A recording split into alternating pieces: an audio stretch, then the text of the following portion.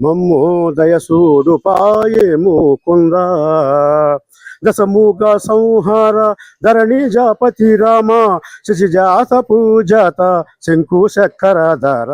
ధనుర్మాసం వచ్చిందంటే చాలు గ్రామీణ ప్రాంతాలు పట్టణాలు అని తేడా లేకుండా హరిదాసులు రామనామ సంకీర్తనలు చేస్తూ చక్కని గోదావరి జిల్లాలను ఏపీని నిద్ర లేపుతారని చెప్పుకోవచ్చు.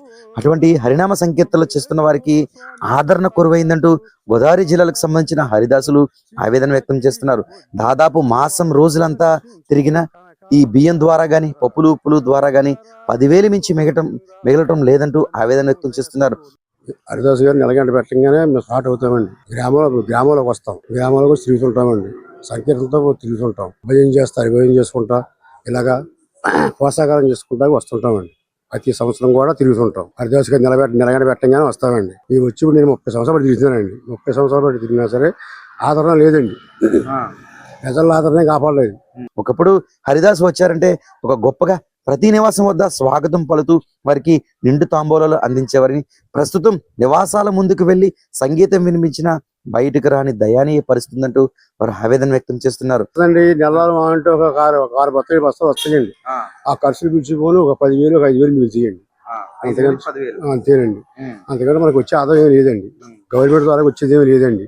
హరిదాసులు అంటే నిలగడ పెట్టగానే వస్తుంటాం, హరినామస్మరణ చేసుకుంటా, ఆ సంకీర్తన చేసుకుంటా, ఆ రాముడి గురించి చెప్పుకుంటా మేము గ్రామాలు తిరుగుతుంటామండి. ఈ హరిభజన చేసుకుంటా తిరుగుతుంటే ఈ హరిభజన ఈదినప్పుడు వెళ్ళినప్పుడు హరిభజన చేస్తుంటే ఒక ధూళి కానీ ఒక గాలి కానీ ఏమి కూడా రాకుండా అందరూ క్షేమంగా ఉంటా, ఈ ప్రజలందరూ కూడా ఉంటాకి సుఖశాంతితో ఉంటాకి శుభ్రంగా మేము తిరుగుతుంటామండి. అయితే కాలక్రమేణా గతంలో మట్టి రోడ్లు ఉండేవని కాబట్టి కాళ్ళకి గజ్జలు పెట్టుకుని చేతిలో చెడత పెట్టుకుని హరిలో రంగహరి అంటూ పాటలు పాడేవని, ప్రస్తుత రోజుల్లో ఆరోగ్యం సహకరించక ద్విచక్ర వాహనాలపై సైతం వెళ్తున్న పరిస్థితులు మాత్రం నెలకొన్నాయి.